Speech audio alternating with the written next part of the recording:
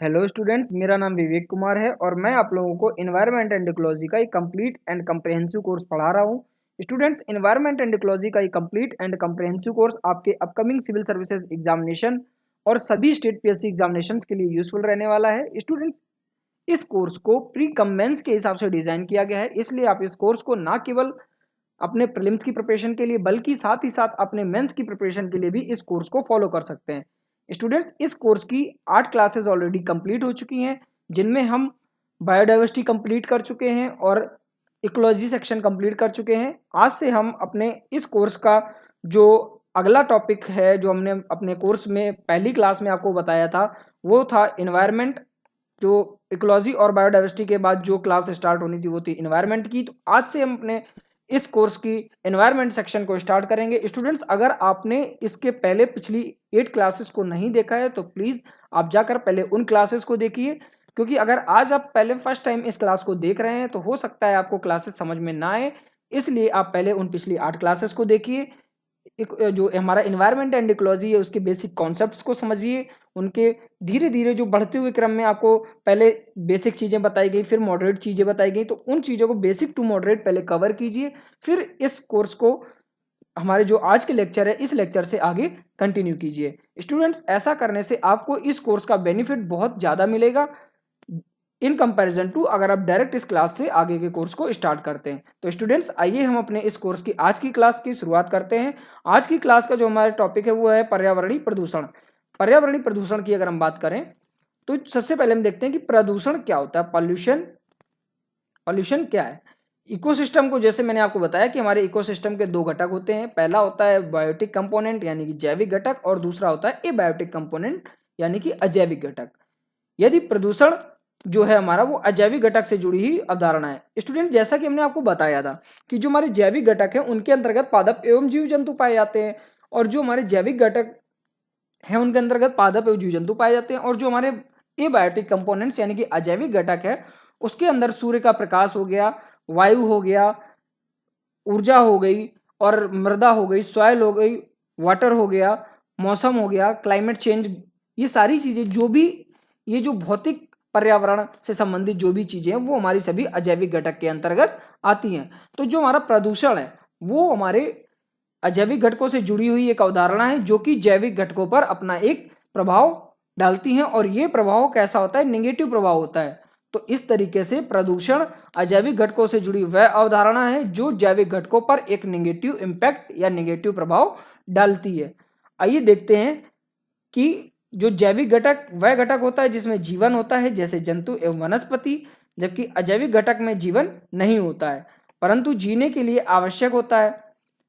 जैसा कि मैंने आपको बताया कि जो अजैविक घटक है वो उनमें जीवन तो नहीं होता है, बट जीवित घटकों के जो हमारे जैविक घटक है उनको जीवित रहने के लिए अजैविक घटकों की बहुत ही ज्यादा आवश्यकता होती है। क्योंकि अजैविक घटकों में, जैसे अगर हम बात करें कि जो हमें भोजन प्राप्त होता है वो हमें पेड़ पौधों से प्राप्त होता है, और पेड़ पौधे अपना भोजन जो बनाते हैं वो सूर्य के प्रकाश से, सॉइल से लिए गए खनिज लवणों से और वाटर से मिलकर कार्बन डाइऑक्साइड के द्वारा, प्रकाश संश्लेषण की क्रिया के द्वारा भोजन का निर्माण करते हैं। तो इस तरीके से पेड़ पौधे जो अपने भोजन का निर्माण करते हैं तो वो कहीं ना कहीं अजैविक घटकों का प्रयोग करके ही भोजन का निर्माण करते हैं। और जब पेड़ पौधे भोजन का निर्माण करते हैं तो पेड़ पौधे, चूंकि हमारे पारिस्थितिकी तंत्र में जो भोजन के जो निर्माण करता है वो सिर्फ और सिर्फ हमारे हरे पेड़ पौधे ही हैं, बाकी जो है वो उत्पादक के जो विभिन्न स्तर हैं वो एक दूसरे से भोजन को प्राप्त करते रहते हैं, लेकिन जो भोजन प्राप्त करने की पहली शुरुआत होती है वो पेड़ पौधों से ही होती है, और पेड़ पौधे पहले उत्पादक भी हैं और पहले उपभोक्ता भी हैं।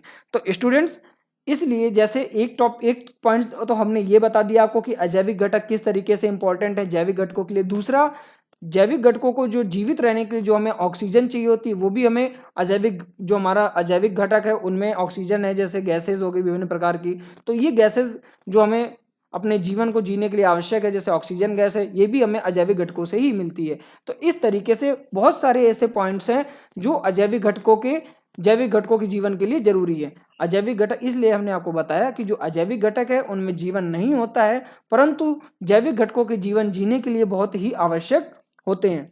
जैसे विभिन्न तत्वों से मिलकर बना हुआ हमारा वातावरण। वातावरण जीवों की प्रवृत्ति पर निर्भर करता है। जैसे स्थलीय जीवों का एक स्थलमंडल, वायवीय जीवों का वायुमंडल तथा जलीय जीवों का जलमंडल उनका वातावरण होता है। जलमंडल, स्थलमंडल तथा वायुमंडल का वह भाग जहां जीवन होता है उसे जैवमंडल कहते हैं। और इस शब्द को पहली बार जो प्रयोग किया था वो बर्नडिस्क ने किया था। स्टूडेंट, जैवमंडल की अगर हम बात करें तो जैवमंडल क्या है?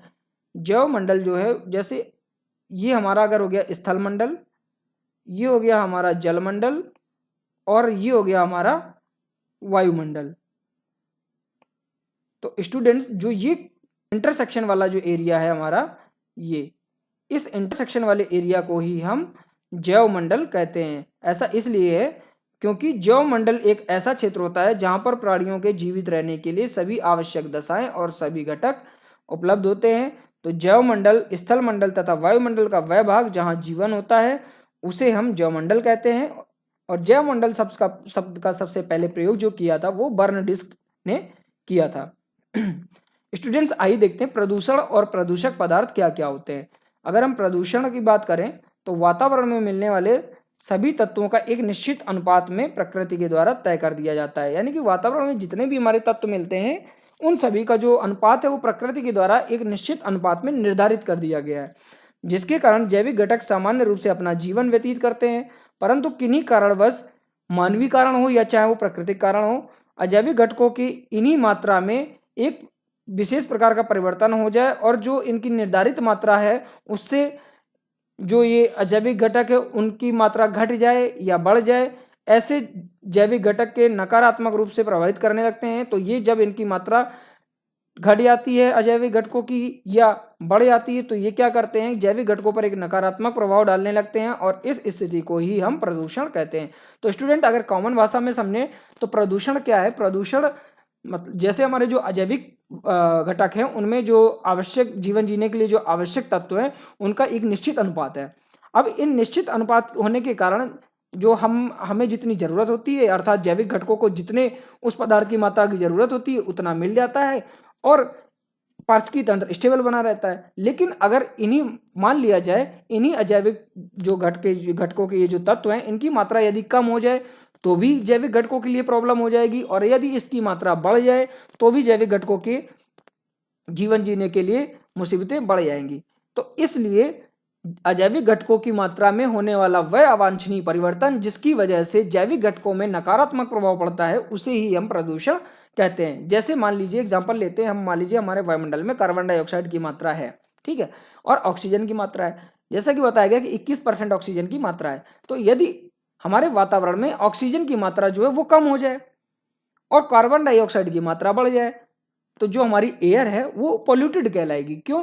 क्योंकि एयर में जो नाइट्रोजन, ऑक्सीजन, हाइड्रोजन या जितनी भी ये गैसें हैं इन सभी गैसों का एक निश्चित अनुपात है और इस निश्चित अनुपात के कारण ही जो हमारा सामान्य जीवन है या जैविक घटकों का जो जीवन है वो सुचारू रूप से चलता रहता है। लेकिन अगर वायु में उपस्थित इन्हीं ऑक्सीजन की मात्रा को कम कर दिया जाए और कार्बन डाइऑक्साइड की मात्रा को बढ़ा दिया जाए या नाइट्रोजन की मात्रा को बढ़ा घटा दिया जाए तो इससे क्या होगा कि जो जीवन जीने के लिए आवश्यक जो हमें परिस्थितियां मिल रही थी वो नहीं मिल पाएंगी, जिसकी वजह से जैविक घटकों में एक नेगेटिव इफेक्ट पड़ने लगेगा इन अजैविक घटकों का।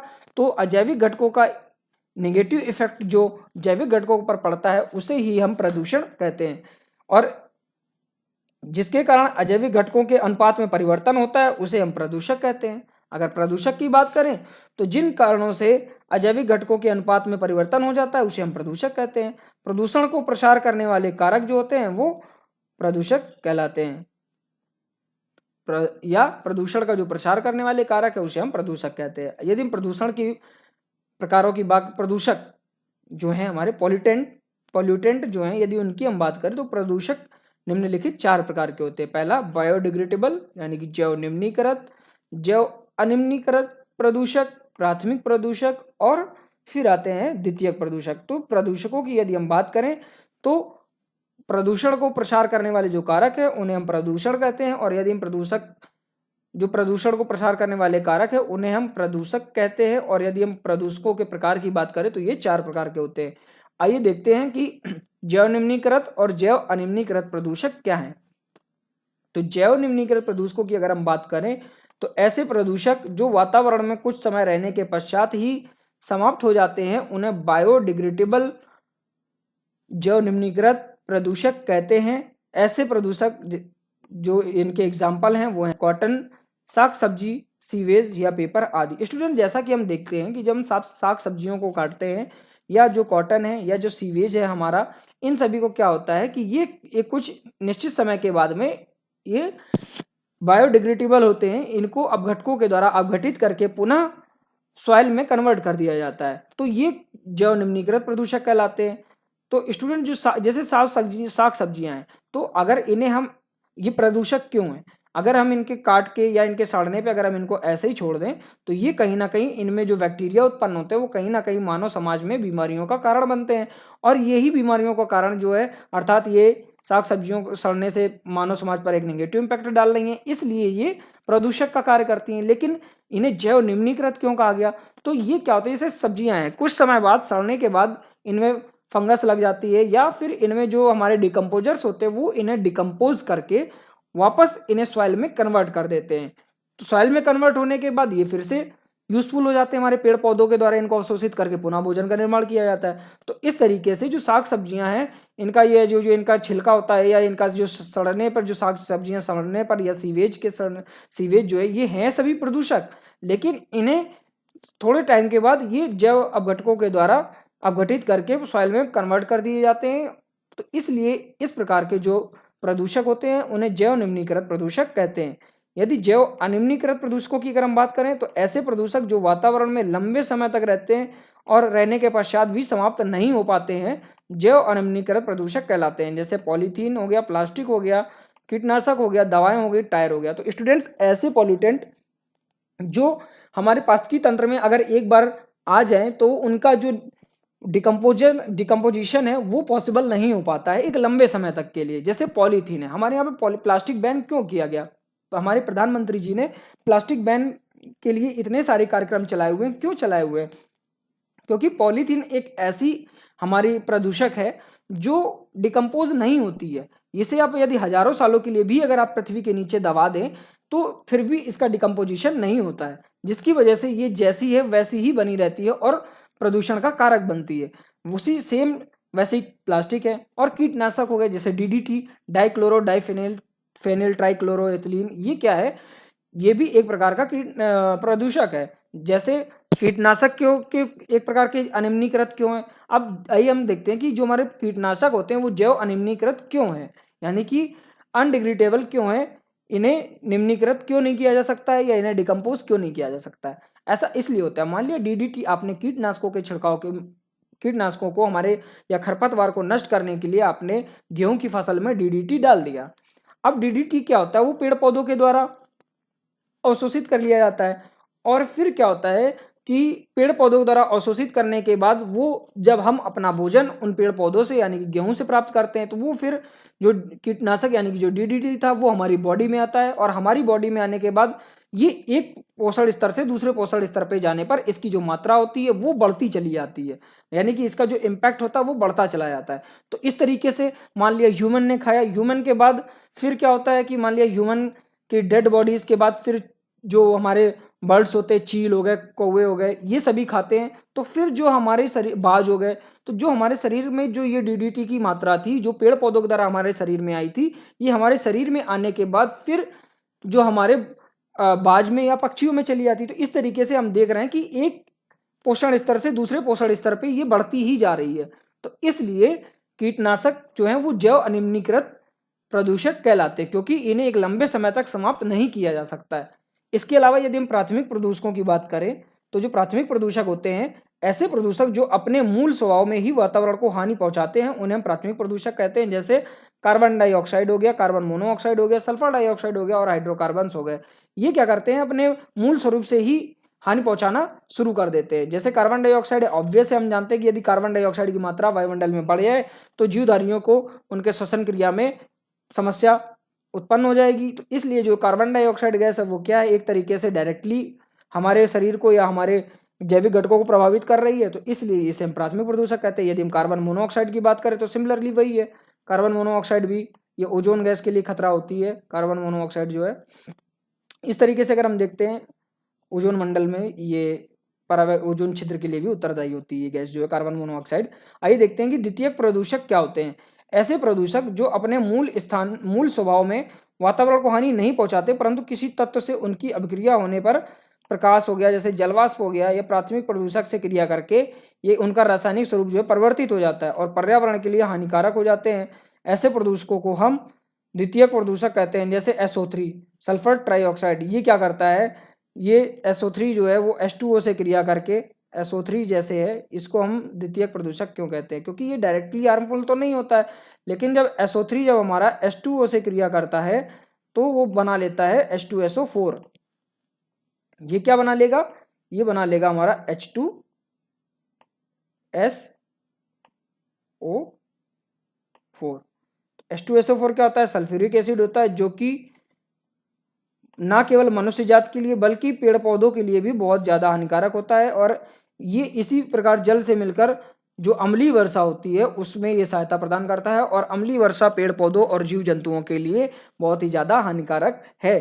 तो इसलिए हम SO3 को द्वितीयक प्रदूषक कहते हैं। इसके अलावा पायरो एक्सीटल नाइट्रेट, इसे भी हम द्वितीयक प्रदूषक कहते हैं। स्टूडेंट्स, ये कई बार क्वेश्चन डायरेक्टली पूछा गया है स्टेट PSC में, हमारे यूपी PSS में भी इस क्वेश्चन को कई बार और UPSC में भी पूछा गया है कि निम्नलिखित में से सेकेंडरी पॉल्यूटेंट जो है वो कौन है। तो सेकेंडरी पॉल्यूटेंट की अगर हम बात करें तो उनके एग्जाम्पल में से पैन एक ऑप्शन में जरूर दिया होता है।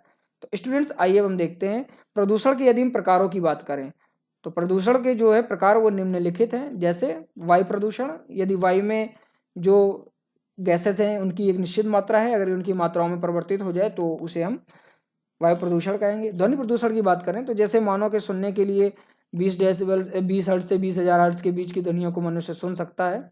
तो यदि इससे कम या ज़्यादा ध्वनियाँ होती हैं तो फिर, यदि इससे कम या ज़्यादा तीव्रता की यदि ध्वनियाँ हो जाएं तो फिर इसे हम वायु प्रदूषण कहेंगे। फिर आता है जल प्रदूषण। जल प्रदूषण जैसे जल में जो गुलित ऑक्सीजन की मात्रा है यदि वो कम हो जाए, या उसमें विभिन्न प्रकार के सीवेज के द्वारा गंदगी या कल कारखानों के द्वारा निकलने वाले कचरे को यदि मिला दिया जाए तो हमारा जल पीने योग्य नहीं रह जाता है। ऐसे प्रदूषण को जल प्रदूषण कहते हैं। मृदा भूमि प्रदूषण, विभिन्न प्रकार के कीटनाशकों के प्रयोग से, जैसे DDT है, इनके प्रयोग से क्या होता है, जो भूमि की उपजाऊ क्षमता यानी कि उर्वरा क्षमता जो है वो कमजोर होती चली जाती है। इसलिए इन्हें हम इस प्रकार के DDT के द्वारा या विभिन्न कीटनाशकों के द्वारा होने वाले प्रदूषण को ही हम मृदा प्रदूषण कहते हैं। फिर आता है तापीय प्रदूषण यानी कि थर्मल प्रदूषण। फिर आता है रेडियो एक्टिव प्रदूषण। आइए आज के कोर्स में जो हम देखने वाले हैं, वो हमारा टॉपिक जो क्लियर करने वाले हैं वो है वायु प्रदूषण यानी कि एयर पॉल्यूशन। तो एयर पॉल्यूशन की अगर हम बात करें तो वायु विभिन्न प्रकार की गैसों का मिश्रण होता है, जिसमें गैसों की मात्रा निश्चित होती है। गैसों की इस निश्चित मात्रा में होने वाली अवांछनीय परिवर्तन को ही वायु प्रदूषक कहा जाता है, तथा वायु को प्रदूषित करने वाले इन तत्वों को वायु प्रदूषक कहते हैं। तो स्टूडेंट, जैसा कि मैंने अभी आपको बताया कि वायुमंडल में जो हमारी वायु है उसमें विभिन्न गैसियस जो मॉलिक्यूल्स है या जो गैसेज हैं उनकी एक निश्चित मात्रा है। यदि उस निश्चित मात्रा में परिवर्तन हो जाए तो इस प्रकार के प्रदूषण को ही हम वायु प्रदूषण कहते हैं, क्योंकि इनकी मात्रा में परिवर्तन होने के बाद ये डायरेक्टली हमारे जैविक घटकों पर यानी कि जीव जंतुओं पर डायरेक्टली नेगेटिव इफेक्ट डालेंगे, इसलिए इसे हम वायु प्रदूषण कहते हैं। और वायु प्रदूषण के लिए जो मुख्य कारक होते हैं उन कारकों को ही हम वायु प्रदूषक कहते हैं। विभिन्न प्रकार के वायु प्रदूषक जैसे कार्बन मोनोऑक्साइड है, ये एक रंगहीन, गंधहीन तथा स्वादहीन गैस होती है और ये पूरे वायु प्रदूषण का लगभग 50% का कारण है ये। यानी कि जो हमारा टोटल एयर पॉल्यूशन है उसका 50% अगर कॉजेज जो होते हैं वो कार्बन मोनोऑक्साइड की वजह से होते हैं। सर्वाधिक मात्रा में यह जीवाश्म ईंधनों से निकलती है और सबसे ज्यादा मोटर वाहनों से उत्सर्जित होती है। मोटर वाहन से सर्वाधिक कार्बन मोनोऑक्साइड निकलने का मुख्य कारण जीवाश्म ईंधनों का मोटर इंजन के द्वारा पूर्ण रूप से दहन नहीं कर पाना है। स्टूडेंट, जो हमारे जीवाश्म ईंधन जैसे पेट्रोलियम हो गया, डीजल हो गया, या हमारी प्राकृतिक जो CNG हो गई, ये सभी क्या है कि ये जैविक ईंधन है जो जीवाश्म ईंधन है, और इनका जो पूर्ण रूप से दहन जो मोटर वाहनों के द्वारा नहीं किया जाता है, जिसके कारण ये कार्बन मोनोऑक्साइड गैस उत्सर्जित होती है। कार्बन मोनोऑक्साइड किस तरीके से हानिकारक है देखते हैं। कार्बन मोनोऑक्साइड जो है वो श्वसन क्षमता को बाधित कर देती है, जिससे व्यक्ति की मृत्यु हो जाती है। इसे दम घोटू गैस भी कहा जाता है। जो कार्बन मोनोऑक्साइड है वो हीमोग्लोबिन से जुड़ने की क्षमता रखती है और ऑक्सीजन से 250 से 300 गुना ज्यादा होती है इसकी क्षमता। यह हीमोग्लोबिन के साथ स्थायी यौगिक का निर्माण करती है और इसी कारण यह श्वसन क्षमता को बाधित कर देती है। यानी कि जो कार्बन मोनोऑक्साइड है वो हीमोग्लोबिन के साथ क्रिया करके कार्बोक्सी हीमोग्लोबिन बनाती है। ये एक स्थायी एलिमेंट है। ऑक्सीजन हेलोबिन ऑक्सी हीमोग्लोबिन जो है वो अस्थायी है। ये ऊतकों में विसरण प्रक्रिया के द्वारा टूट जाती है और बाहर निकाल दी जाती है फेफड़ों के द्वारा। और कार्बन डाइऑक्साइड जो हीमोग्लोबिन है उसे कार्बोनिक हीमोग्लोबिन कहते हैं। फेफड़ों की विसरण प्रक्रिया के द्वारा इसे भी टूटकर बाहर निकाल दिया जाता है। लेकिन जो कार्बन मोनोऑक्साइड जब हीमोग्लोबिन से मिलती है, जो कार्बोक्सी हीमोग्लोबिन बनता है, ये एक स्थायी पार्टिकल है और इसका विखंडन हमारे शरीर में उपस्थित नहीं होता है, जिसके कारण इसके अत्यधिक रिसाव से दम घुटने के कारण सजीवों की मृत्यु हो जाती है। स्टूडेंट, जैसा कि हमने एक एग्जांपल देखा होगा कि सर्दियों के दिनों में कमरे में अंगीठी जलाकर सोने या कोयला जलाकर सोने के लिए मना किया जाता है। क्यों? क्योंकि अंगीठी में जलने वाला जो कोयला होता है वो भी एक प्रकार का जीवाश्म ईंधन है और इस जीवाश्म ईंधन से कार्बन मोनोऑक्साइड गैस उत्सर्जित होती है। तो ये जो कार्बन मोनोऑक्साइड गैस है, ये जैसा कि अभी हमने आपको बताया कि ये हमारे श्वसन क्रिया के द्वारा हमारे फेफड़ों में पहुंचती है। हमारे फेफड़ों में पहुंचने के बाद ये हमारे ब्लड में जो उपस्थित हीमोग्लोबिन है उससे क्रिया करके कार्बोक्सी हीमोग्लोबिन बनाती है। और जो कार्बोक्सी हीमोग्लोबिन होता है वो एक स्थायी पार्टिकल है, जो कि यानी कि स्थायी यौगिक है। कार्बोक्सिलिक हीमोग्लोबिन जो है एक स्थायी यौगिक है, वो इसका जो विखंडन है वो हमारे बॉडी में पॉसिबल नहीं हो पाता है। इसलिए इसके अधिक कार्बन मोनोऑक्साइड के अधिक श्वसन में लेने से इसकी मात्रा, जो कार्बोक्सिलिक हीमोग्लोबिन की मात्रा, वो बढ़ती जाती है और इस कारण से जो दम घुटने की प्रक्रिया के द्वारा उस मनुष्य की मृत्यु तक हो जाती है। इसलिए कहा जाता है कि सर्दियों में कभी भी रूम के अंदर बंद कमरे में कोयला या हीटर जला के नहीं सोना चाहिए। इसके बाद जो अगला हमारा पॉल्यूटेंट है वो है कार्बन डाइऑक्साइड, एयर पॉल्यूटेंट।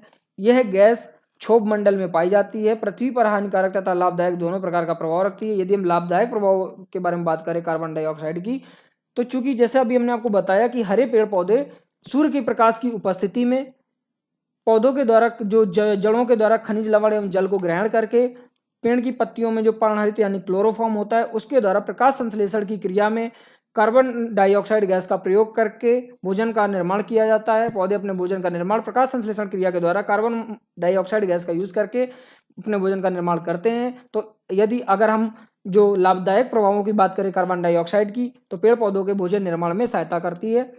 और हानिकारक की प्रभाव के बारे में अगर हम बात करें तो कार्बन डाइऑक्साइड का अत्यधिक सांद्रण जो है वो ग्रीन हाउस इफेक्ट उत्पन्न करता है, जिसके कारण ग्लोबल वार्मिंग में वृद्धि होती है। स्टूडेंट्स, आइए देखते हैं कणकीय वायु प्रदूषक और उनके स्रोत क्या क्या हैं।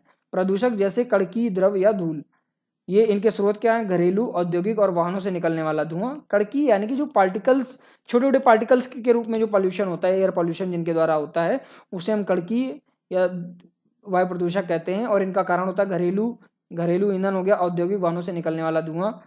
इसका प्रभाव क्या रहता है? विशिष्ट संघटना पर निर्भर करता है। सूर्य का प्रकाश कम होता है, दृश्यता में कमी और क्षति क्षरण में वृद्धि होती है। फेफड़ों में धूल, न्यूमोकोनियोसिस आदि जमना, अस्थमा, कैंसर और फेफड़ों के अन्य रोग इसके कारण हो जाते हैं।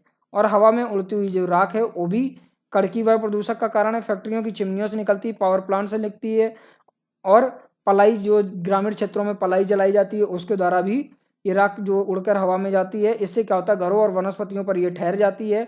हवा में ठोस निलंबन कण एसपीएम शामिल हो जाते हैं और निच्छालकों में हानिकारक पदार्थ निहित होते हैं। इसके अलावा गैसीय वायु प्रदूषकों की अगर हम बात करें तो कार्बन डाइऑक्साइड और कार्बन मोनोऑक्साइड, जैसा कि मैंने आपको बताया, ये क्या करते हैं? मोटर वाहन, लकड़ी और कोयले के जलने से निकलते हैं। इनसे हमारी श्वसन संबंधी समस्याएं होती हैं और ग्रीन हाउस इफेक्ट प्रभाव में भी ये हानिकारक प्रभाव डालते हैं। और फिर आता है SO2 और H2S। ये शक्ति संयंत्रों या रिफाइनरी से ज्वालामुखी विस्फोट के द्वारा भी निकलते हैं, मानव में श्वसन समस्याएं उत्पन्न करते हैं और पौधों में क्लोरोफिल की कमी का कारण बनते हैं और ये अम्ल वर्षा का भी कारण बनते हैं। नाइट्रोजन यौगिक की बात करें यानी कि NO और N2O, ये मोटर वाहन द्वारा छोड़ा गया धुओं में पाए जाते हैं और वायुमंडलीय अपक्रिया के द्वारा भी ये पाए जाते हैं। मानव में आंखों और फेफड़ों में जलन उत्पन्न करते हैं, पादपों की उत्पादकता में कमी करते हैं। अम्ल वर्षा के पदार्थों, धातुओं, पत्थर को क्षति पहुंचाते हैं। अम्ल वर्षा के द्वारा ये क्या करते हैं? धातुओं और पत्थरों को क्षति पहुंचाते हैं। तो स्टूडेंट्स, फिर आते हैं हाइड्रोकार्बन्स, बेंजीन और इथाइलिन हो गया। ये मोटर वाहन और पेट्रोलियम उद्योग में होते हैं, श्वसन संबंधी समस्या उत्पन्न करते हैं और कैंसरकारी गुण उत्पन्न होते हैं इनके द्वारा। फिर आते हैं निलंबित कण द्रव्य SPM। हवा में निलंबित कोई ठोस द्रव्य कण जैसे राख हो गया, धूल हो गया, शीशा हो गया, भाप शक्ति संयंत्र, निर्माण गतिविधियों के द्वारा, धातु कर्मी प्रक्रियाओं के द्वारा और मोटर वाहन के द्वारा ये उत्पन्न किए जाते हैं। दृश्यता में कमी होती है इसके द्वारा, श्वसन समस्याएं होती हैं, लाल रक्त कणिकाओं के विकास में कमी होती है और फेफड़ों के रोग और कैंसर जैसी बीमारियां उत्पन्न होती हैं। और यदि रेशे की बात करें, कपास और ऊन ये वस्त्र उद्योग व कालीन बुनने वाले उद्योगों से निकलते हैं और ये फेफड़ों के विकार के लिए उत्तरदायी होते हैं। स्टूडेंट्स, ये जैसे हम फिगर के माध्यम से देख पा रहे हैं, ये हमारे जो कल कारखाने हैं, घर हैं और ये जो चिमनियाँ हैं, इनसे जो निकलने वाला धुआं है ये एक प्रकार के बादल के रूप में ऊपर उमड़ता है और ये कहीं ना कहीं हमारे जो वायुमंडल में उपस्थित वायु है उसमें मिक्स हो जाता है और फिर ये वायुमंडल में मिक्स होने के कारण ये एक तरीके से ये एक तरीके से रक्षा कवच की भांति कार्य करता है, जिसके कारण क्या होता है कि जो पृथ्वी के जो हमारी सूर्य की किरणें होती हैं वो इस जो कवच है इससे अंदर तो आ जाती हैं, लेकिन जब ये दोबारा हीट जब ये हमारे स्थलमंडल को हीट कर देती हैं और जब हमारा स्थलमंडल जब शांत ठंडा होता है उसके पश्चात जो हमारी ये जो गैसें ऊपर उठती हैं या ये जो गर्म हवाएं ऊपर उठती हैं, ये इन गर्म हवाओं को इस अपने जो एरिया है, रक्षा कवच वाला जो एरिया है, इससे ऊपर नहीं जाने देता है, जिसके कारण ये हमारे जो जो हमारा स्थल मंडल है इस पे गर्मी बढ़ती जाती है। तो इस तरीके से कहीं ना कहीं ये जो धुआं है चिमनियों से निकलने वाला, ये कहीं ना कहीं जो जैविक घटकों के लिए बहुत ही ज़्यादा हानिकारक है और ये अत्यधिक वायु प्रदूषण का कारण भी है। स्टूडेंट्स, आइए देखते हैं वायु प्रदूषण का निवारण और नियंत्रण कैसे किया जा सकता है। तो इस निवारण और नियंत्रण की यदि हम बात करें तो सीसा रहित पेट्रोल का प्रयोग करना चाहिए, बायो पेट्रोल का यूज़ करना चाहिए, कम सल्फर वाले बायोडीजल का उपयोग करना चाहिए, मोटर वाहनों में सीएनजी का प्रयोग को बढ़ावा देना चाहिए और मोटर वाहनों में कैटेलिटिक कंडक्टर का प्रयोग करना चाहिए। इसमें प्लेटिनम या पैलेडियम का उपयोग करना जो कार्बन मोनोऑक्साइड को कार्बन डाइऑक्साइड में बदल देता है और नाइट्रोजन के ऑक्साइड को नाइट्रोजन में बदल देता है। इसलिए पैलेडियम और प्लेटिनम के कैटेलिटिक कन्वर्टर का प्रयोग करना चाहिए।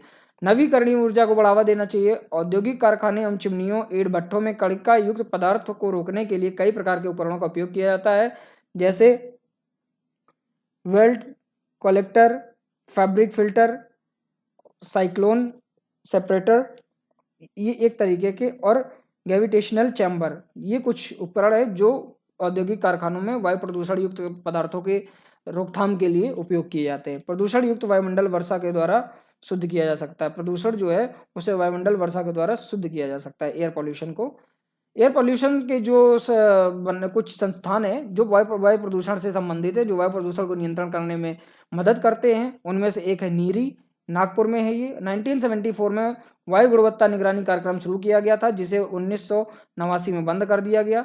सेंट्रल पॉल्यूशन कंट्रोल बोर्ड, इसकी स्थापना 1974 में भारत सरकार द्वारा कानूनी रूप से की गई, अतः ये एक कॉन्स्टिट्यूशनल बॉडी है जो भारत में वायु प्रदूषण के नियंत्रण की निगरानी रखती है। नैम्प की बात करें, NAMP की, national air quality monitoring programme, यह CPCB के द्वारा शुरू किया गया, जिसके तहत 4 प्रदूषकों की निगरानी की जाती है। वो है, उनमें 4 प्रदूषक हैं, वो है sulphur dioxide, nitrogen oxide, SPM और RSPM PM10। स्टूडेंट्स, राष्ट्रीय व्यापक वायु गुणवत्ता मानदंड क्या है? National ambient air quality measurement.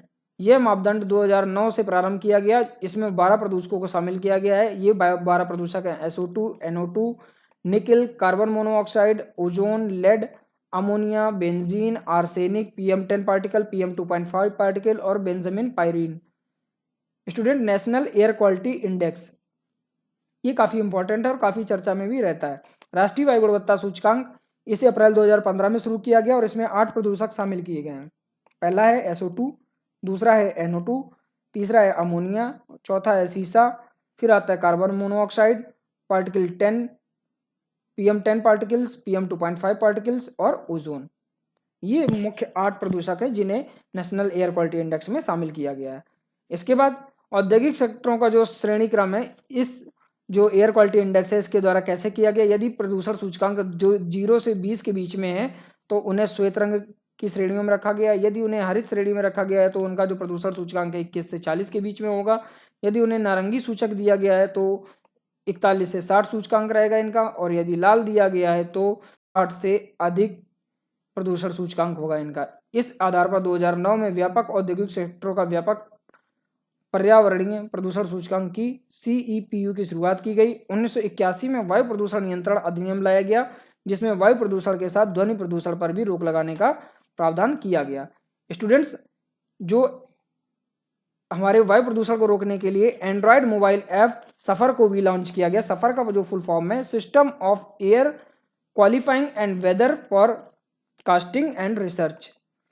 इस ऐप के द्वारा स्थानीय वायु की गुणवत्ता को जांचा जाता है तथा अगले 3 दिन की वायु गुणवत्ता को भी मापा जा सकता है। 6 सूचकों के रंगों के आधार पर इसे दर्शाया गया जो इस प्रकार है। पहला 0 से 5 सूचकांक के अगर अंतर्गत आता है तो इसे हरा रंग दिया जाता है और वायु का गुण अच्छा माना जाता है। यदि 51 से 100 के बीच सूचकांक आ जाए तो इसका कलर हल्का हरा हो जाता है और वायु जो गुण है उसे संतोषजनक माना जाता है। यदि सूचकांक 101 से 200 के बीच में आ जाए तो इसका रंग गुलाबी होता है और इसे वायु को हल्का प्रदूषित माना जाता है।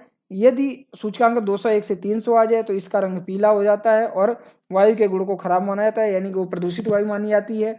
यदि 301 से 400 के बीच सूचकांक आता है तो इसका रंग रेड आता है और इसे जो उपस्थित वायु है उसे बहुत ज़्यादा खराब माना जाता है। और यदि 401 से 500 के बीच में अगर ये इंडेक्स पहुंच जाता है तो वायु का जो मतलब जो इसे कलर दिया जाएगा वो ग्रीन डार्क रेड दिया जाएगा और इस तरीके के जो वायु की वो जो उपस्थित जो वायु है वो गंभीर कहलाएगी और इस प्रकार की वायु में जीवन जीना थोड़ा सा मुश्किल हो जाता है।